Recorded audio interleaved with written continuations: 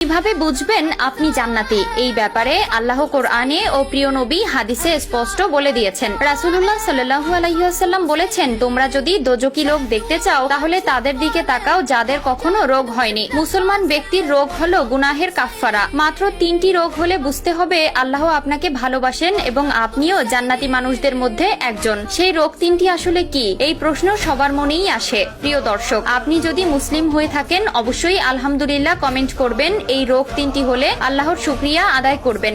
আমরা মূলত অসুস্থ হলে একসময় ধৈর্য হারিয়ে অনেক হাই হুতাশ করে থাকি। এটা আসলে ঠিক নয়। আল্লাহ হলেন উত্তম পরিকল্পনাকারী। আল্লাহ যা করেন বান্দার ভালোর জন্যই করেন। তাই আমাদের সব ক্ষেত্রে সকল বিপদে আর সকল রোগবালাইতে আল্লাহর উপর সন্তুষ্ট থাকা উচিত। বেশি কথা না বলে জানিয়ে দেই সেই রোগ 3টি কি। আজকে আমরা 3টি রোগ সম্পর্কে জানবো, যেই রোগ 3টি জান্নাতে যাওয়ার পথ সুগম করে দেয়। রোগ আল্লাহ তাআলার একটি নিয়ামত। যারা এই কথাটি বিশ্বাস করেন না তারা আজকে বিশ্বাস করতে বাধ্য হবেন। এই রোগ 3টি যদি কোনো মুমিন মুসলমানকে আক্রান্ত করে তাহলে তার জন্য জান্নাতে যাওয়ার পথ সহজ হয়ে যাবে। রোগ 3টির প্রথমে রয়েছে সর্দি জ্বর। হাদিসে বর্ণিত আছে যে এই সর্দি জ্বরের মাধ্যমে আল্লাহ তাআলা মানুষের শরীর থেকে জীবাণু বের করে দেন। যার সর্দি হবে সে কোনোদিন পাগল হবে না। 2 নম্বরে রয়েছে চুলকানি। অনেকে এই রোগীকে ঘৃণাও করে। চুলকানি রোগে প্রায় দেশের সকল মানুষই ভুগে থাকেন। হাদিসে এসেছে যার শরীর জুড়ে কম বেশি চুলকানি থাকবে সে কোনোদিন কুষ্ঠরোগে আক্রান্ত হবে না এবং শ্বেত রোগ হবে না। আর রাসূলুল্লাহ সাল্লাল্লাহু আলাইহি ওয়াসাল্লাম বলেছেন, তোমাদের মধ্যে কেউ যখন কোনো রোগে আক্রান্ত হয় তখন ধৈর্য ধারণ করে আল্লাহর কাছে সাহায্য প্রার্থনা করো, পাশাপাশি চিকিৎসা সেবা গ্রহণ করো। 3 নম্বরে রয়েছে জ্বর। হযরত মুহাম্মদ সাল্লাল্লাহু আলাইহি ওয়াসাল্লাম বলেছেন, তোমরা জ্বরকে গালি দিও না,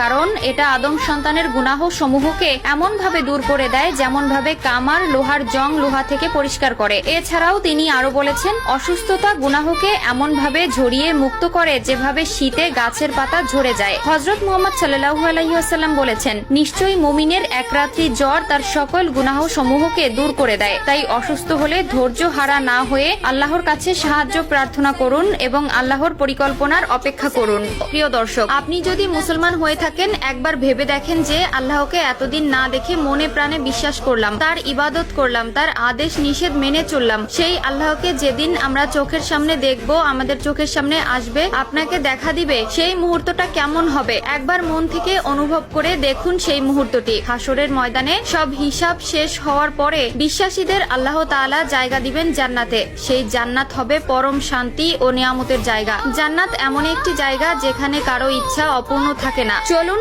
আগে জানিয়ে দেই সেই জান্নাত কি দিয়ে তৈরি। জান্নাতের মাটি হবে মেসকের গন্ধ বিশিষ্ট। মুমিনদের জন্য যে ঘর বানানো হবে তার ইট হবে স্বর্ণ এবং রূপার তৈরি। এছাড়া জান্নাতের রাস্তা হবে মুক্তার তৈরি আর ঘাস হবে জাফরানের। জান্নাতে কারো বয়স বাড়বে না।